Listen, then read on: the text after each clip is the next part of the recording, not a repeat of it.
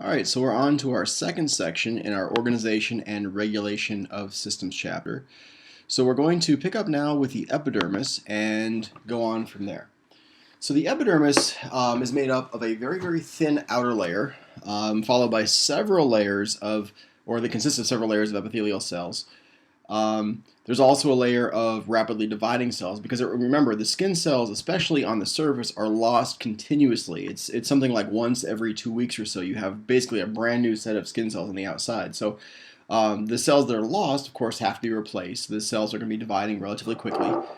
The outermost layer of epidermis is also does not consist of any blood vessels whatsoever, any nourishment that comes into those skin cells, and especially the ones that are dividing. The outermost cells, the ones that are more or less dead or that are dead, don't need a whole lot in the way of nutrition, but the ones that are dividing need to have nutrients and energy, and they're going to receive the energy from the dermis, which is below.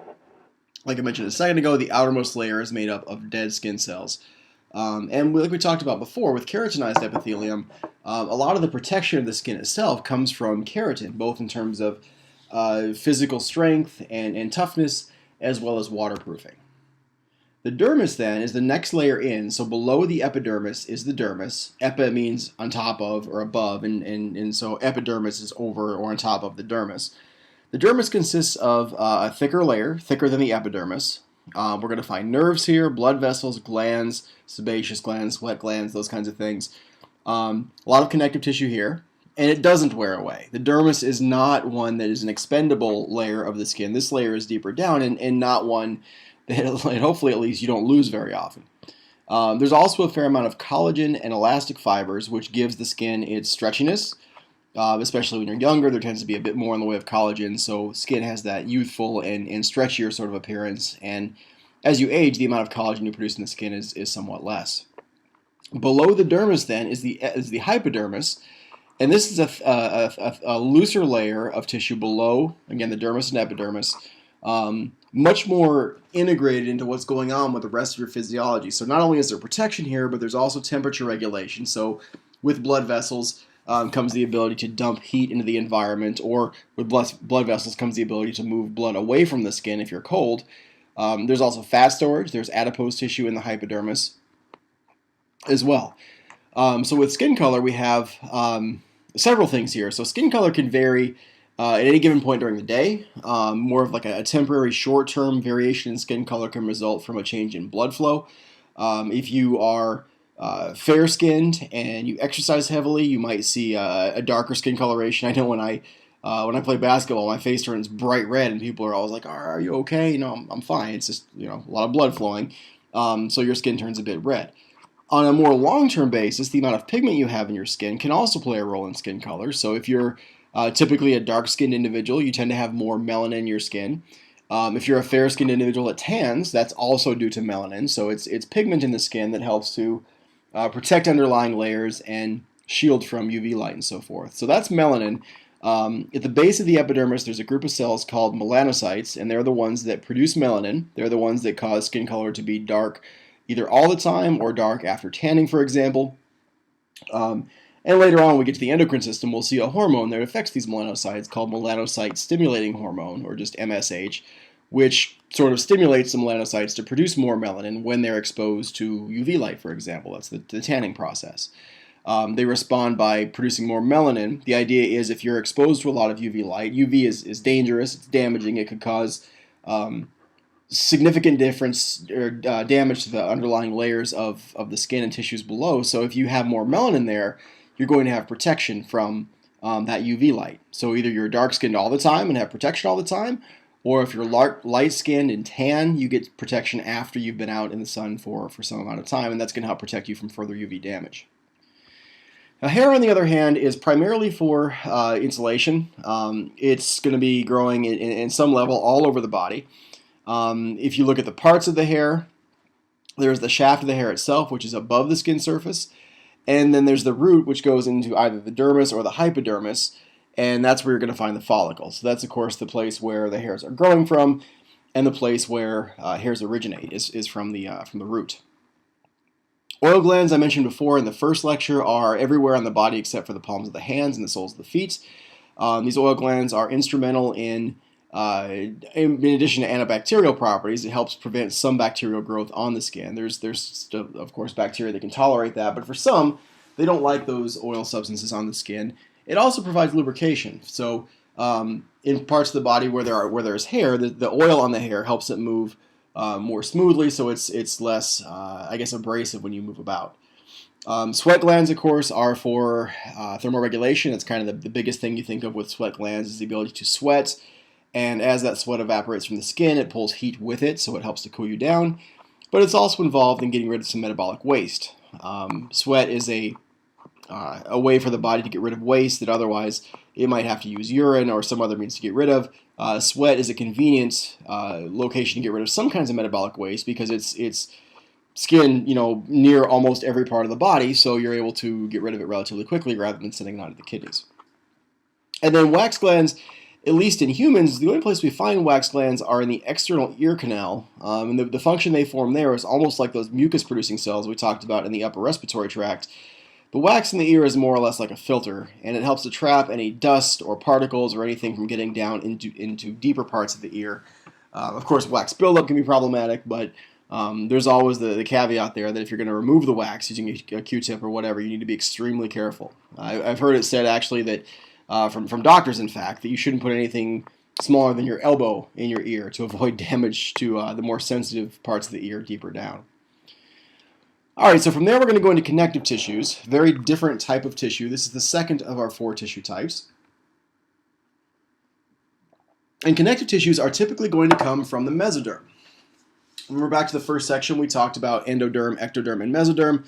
The mesoderm is going to give rise to muscles and skeleton and also connective tissues throughout the body. There are 2 main groups of connective tissues in the body. There is what we call connective tissue proper, which are things that can be either loose or dense. And loose versus dense connective tissue relates to not only how many cells are in the connective tissue, but also proportionally how many strands of collagen and other kinds of protein fibers you find in the connective tissue. The denser it is, the more of those things you find per unit of volume or per unit of area of the connective tissue. Loose connective tissue has a lot less in the way of collagen fibers, and you're going to find that in places like adipose tissue, for example. Fat tissue is made up of loose connective tissue. Special connective tissue is made up primarily of these 3, cartilage, bone, and actually blood. So typically what I find is most people aren't too shocked by the fact that cartilage is described as connective tissue, but they're sometimes a bit more questioning about whether bone and blood should be considered connective tissues, but in fact they are. In a second here, once we define specifically what a connective tissue actually is, bone and blood certainly classify. And in fact, you could even throw in lymphatic fluid in there as well if you really wanted to. The definition of a connective tissue is that you're always going to have cells surrounded by something called a matrix. And the matrix can be made up of protein fibers. All the connective tissues have protein fibers out in the matrix. And then each one of them has its own particular, what we call a ground substance. So the matrix then is made up of protein fibers, especially things like collagen, elastin, reticulin, those kinds of things, but also ground substance. So just to give you an idea, the ground substance for cartilage is going to be called chondroitin, which is a cartilage protein that cartilage cells are going to produce. The ground substance for bone is calcium phosphate, which is the stuff that actually makes your bones hard. The ground substance for blood is called plasma, which is made up of primarily water and a few proteins, but that would be the ground substance for that particular special connective tissue. So all connective tissues have this idea of the matrix in which cells are embedded, and that's where they live.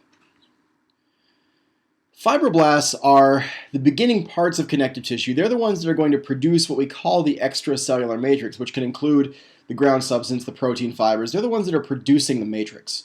They're the ones in which eventually the specific cells themselves, the bone cells, the blood cells, the cartilage cells, the adipose cells, whatever, those cells are embedded in the matrix, but not until the fibroblasts produce that matrix.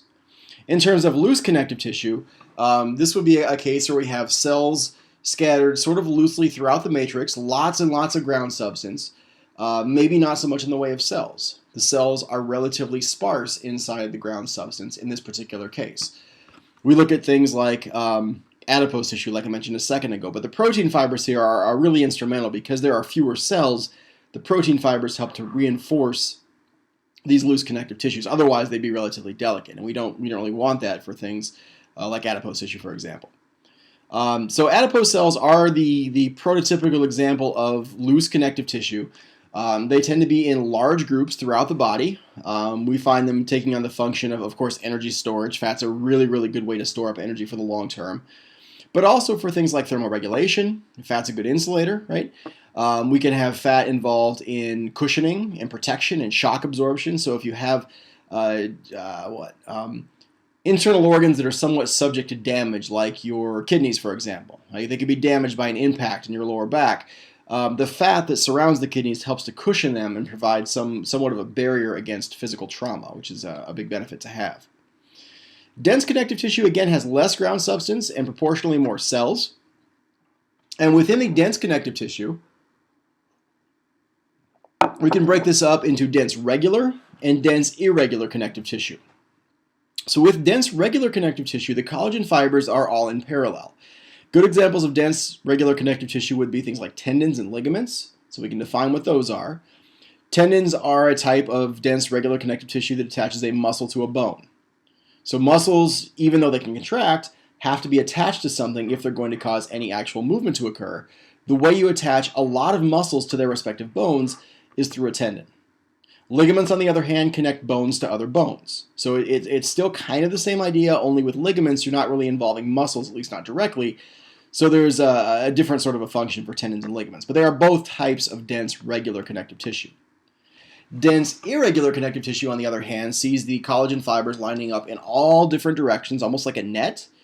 And so what that's going to do is cause a protective barrier. Again, typically against physical trauma, shock, those kinds of things, physical shock. The capsule that surrounds the kidneys, again, is a good example. It helps protect them from physical trauma because the kidneys are somewhat exposed based on their location in the body. So the covering over muscles, the covering over nerves, the covering over bone. The bone actually has a very thin layer of dense irregular connective tissue made up of collagen, which gives it some flexibility.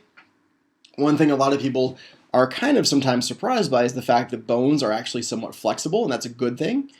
Because if you didn't have this layer of connective tissue around the bones, they would actually be extremely brittle. And just putting weight on your legs would be enough probably to break those bones because there'd be absolutely no flex to them. As it is, though, we have these bones surrounded by this connective tissue, which gives them the ability to bend but not break. So not only can you walk down the street without breaking your legs, you can actually lift a fairly heavy load, and your leg bones, for example, will flex. They'll actually bend due to the stresses you're subjecting them to, but it's really, really difficult for them to break under those conditions because of this surrounding proteins that we see. All right, so we have, again, loose connective tissues, lots of ground substance, not so much in the way of cells, versus dense connective tissues where we see lots and lots and lots of proteins, lots of cells in here as well. We see these again in capsules, we see them in tendons, we see them in ligaments, we see them in the skin like we talked about a few minutes ago. So a much different kind of a setup and a function than the type up there on the top. From there, we're going to get into the special connective tissues, and we're going to start off by looking at cartilage. Cartilage is a special connective tissue where we see cells called chondrocytes. Chondrocytes are the cells that actually produce the cartilage itself. The cartilage cells live inside these little spaces. Right? These little spaces here are called lacuna. Lacunae for more than one, lacuna for just one. The cartilage cells are actually trapped inside these little lacuna, and it's there that they produce their chondroitin, which is a glycoprotein. It's a protein-carbohydrate sort of hybrid molecule kind of in a way, and also collagen fibers. Now, cartilage is relatively strong. We see things like sharks and skates and rays, organisms like that, with their entire skeleton built mostly out of cartilage. It's very, very tough, very flexible, very rigid, so muscles can work against it and actually achieve some motion. But the difficulty with cartilage is it's also not very stretchy, not very stretchy. It takes a fair amount of force to tear it, but there's also not a lot of give to it. Right? So places where you see cartilage, the tip of your nose, your ears, the discs between your vertebrae to help provide cushioning. We see cartilage lining what we call synovial joints, most of the joints in your body, like your knees and your hips and your elbows and shoulders. We find cartilage there to help cushion the joints and prevent bone from moving across bone. So it's relatively common throughout the body, but one thing about cartilage, as you may know, is that once it's damaged, it doesn't repair very well. These cartilage cells trapped in these lacuna don't really get to communicate a whole lot with their neighbors. There's not a lot of blood flow here. There's not a lot of nutrient flow to this. There's not a lot of oxygen, which means cells are going to have a relatively low metabolic rate. If there's damage that occurs, cartilage cells rarely, if ever, are going to divide. So it's going to be really difficult to repair a cartilage tear without some sort of medical intervention. Torn cartilage is notoriously difficult to deal with for the body, and it's not without some sort of help that we see a repair happening. Bone, again, is another type of special connective tissue. In this case, we have osteocytes. So with cartilage, we had chondrocytes producing chondroitin. Now we have osteocytes producing a matrix made out of calcium phosphate. So this kind of unwieldy molecular formula here is for calcium phosphate. This is most of the matrix for bone. Now these cells that live inside these openings here, it's kind of like we saw with cartilage, but with these cells, they actually are somewhat connected to the other cells around them. There are blood vessels, there are nerves, there is a way for information and raw materials to get from osteocyte to osteocyte. So they're much more active. Bone is a much more dynamic and repairable substance. We'll see that when we get into our chapter on musculoskeletal system. If you have a bone break, it doesn't really take very long for a fairly substantial bone to repair itself. A tiny little break in cartilage will take forever to repair, but a relatively large break in a bone can be fixed relatively quickly. Bone is a lot more dynamic. Bone can change even in response to daily stresses. If you lift weights, that will actually encourage bone growth because of the force you're placing on your bones, the flexing that's occurring. The bones will actually attempt to thicken themselves to cope with the stresses you're placing upon them. Blood has a huge range of functions, right? The main thing you think of with blood is transporting stuff, right? Transporting nutrients, transporting waste, transporting oxygen, transporting CO2. But blood does a lot of other stuff too. It's involved with thermoregulation. It's involved with communication because hormones go from endocrine glands into the blood where they then go off to find their target cells. Blood is a really, really big source of a lot of functionality in the body. There's defense here as well. We have defense against pathogens. We see white blood cells that are there to help take out any foreign bodies that might try to invade. We've got platelets here, which are able to fix damage if it were to occur. If there's a break in a blood vessel, if there's bleeding, platelets can collect there to cause that damaged area to begin to heal. We'll see that in our chapter on circulatory system, how blood clotting actually works. There's a ton of functionality with the blood. Now, in this case, the extracellular environment around the different blood cells, and again, this could be any of the immune cells, it could be red blood cells, it could be platelets. The environment outside the cells is made up of plasma, and that plasma is made up of primarily water. Erythrocytes is just another fancier name for red blood cells. So when we talk about erythrocytes, we're talking about these little biconcave reddish discs called red blood cells. Leukocytes are also called white blood cells, and thrombocytes are also called platelets. And those are some of the main players that we'll see in the blood once we move on to that chapter. Lymphatic fluid is, arguably, you could kind of go either way with this. Lymphatic tissue is either part of the circulatory system, part of the immune system, or really, I like to think of it as both. And so what happens with lymphatic fluid? When you have blood flowing from the heart through big arteries to smaller arterioles into very, very tiny capillaries under a fairly high amount of pressure, some of the fluid from the blood is going to leak out of the capillaries and go into the surrounding tissue. Now, once that fluid's out in the surrounding tissue, you have a potential for a lot of swelling to occur, a lot of discomfort and pain to occur.